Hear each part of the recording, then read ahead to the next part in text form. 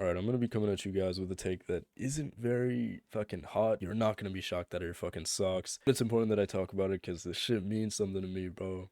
Alright, I think that Bill Skarsgard should be the Joker. And even though I'm leaning towards him in the Matt Reeves universe due to the vibe and atmosphere, whether it's in Matt Reeves' universe or James Gunn's, I honestly don't really care. I just need to go to the theater and see Bill Skarsgard in the purple suit with the clown makeup, a real fucked up laugh, and him trying to terrorize Batman. I need that shit in ways I probably shouldn't elaborate on. But look, this video is gonna be insane glaze or whatever people call it nowadays. I really don't care. Okay, Bill Skarsgard, great actor. He deserves his flowers, right? He's incredible in every role that he plays. You know, his understanding of his voice, the small movement details that he puts in that often go underappreciated, the facial expressions, everything that he puts into it is always incredible. And while his greatness as an actor of course goes beyond his portrayal of Pennywise, I'll definitely be referencing the role as a means to further this claim because look man, nobody's gonna ever play Ronald McDonald's fucked up cousin in the way that Skarsgård did, right? It's simple. In a split second, Skarsgård is able to take Pennywise from a threatening psychotic asshole who's delivering a monologue in a rising tone based off of genuine hunger and excitement that he's about to eat them, to full-on commitment to the anger. He's hungry, or it's sheer annoyance, and it just fully overtakes him.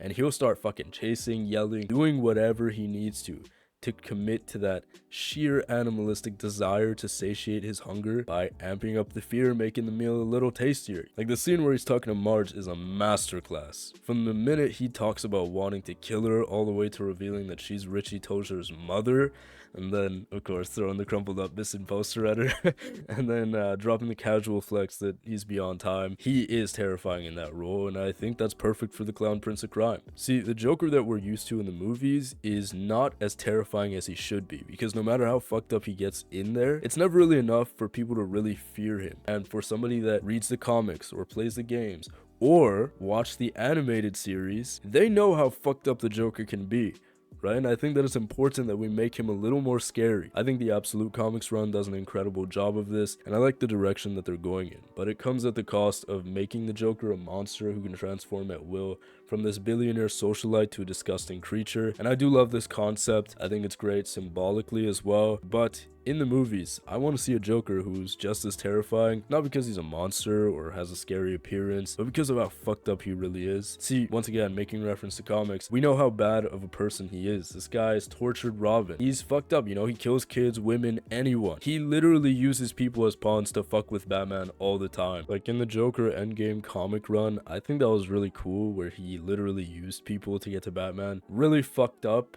And it just shows the lengths that he's willing to go to, and I'd really like to see something alike for the Joker of whichever universe he appears in. I think it would be really cool to see Joker cross that line and finally have people look at him like the terrorist that he really is, because look, in the movies he's a little too cool. Sometimes they make him understandable as well. In Joker 2019, he has a bad life, and people love to quote him in those shitty ass motivational reels, you know, that whole era of the black and white Joker picture with some sort of fucking Sigma quote. It was so bad, and it's a shame because the movie was really incredible. That's no shade. I respect however people respond to movies, because I assume for a lot of people that hit pretty heavy in certain scenes, so I can understand why a lot of people connected with it, but I don't want that. I don't want people empathizing with the Joker in any way. I enjoy when Joker exists purely as the antithesis to Batman's ideology, just a real fucked up asshole who, while he does believe in his own doctrine, there's absolutely no justification to any of his actions. There's no understanding, none of that. I think in making him such a disturbingly bad guy, you'd get the best Joker possible. And of course, with Bill Skarsgard and Matt Reeves, it'll work just fine, alright? Right before Batman in 2022, many people wrote the Riddler off as the silly fucking riddle guy in a weird costume who isn't really taken very seriously. But if you're a fan of the games or comics, you know just how brutal the Riddler can be, and I mean the movie does this in a way that nobody could have anticipated. He's literally fucking Jigsaw, and with how great the cast does and how well the writers lean into it, the movie feels like a horror thriller detective spectacle spectacle. I think this feeling can and should be recaptured, but with the Joker. If anyone can manage to make the psychotic clown piece of shit that the Joker is fit into the mold of the horror-esque universe, it's Matt Reeves and it's Bill Skarsgard, alright? I think if given the opportunity, Bill Skarsgard can take the character to a level that we've never seen before. I believe that he can make the Joker unsettling, disturbing, and yet incredibly addicting to see on screen. He also looks the part. I think he's like 6'4 or 6'5 or some shit like that. He has like the slim build. I think it would work out really well. The only other picks I really have, aside from Skarsgård, I got Lakeith Stanfield and David Howard Thornton. I think they both got some really cool stuff that they could show. You know, David Howard Thornton was great and is great, Terrifier. I think they've got more movies coming up, so I'm not sure if that would work out schedule-wise. And Lakeith Stanfield, man. And if you don't yet understand what I mean, you can watch Atlanta. That will get you there. And if you really, really want to understand what I mean, go watch Sorry to Bother You, because he's real fucking good in just about anything that he's in.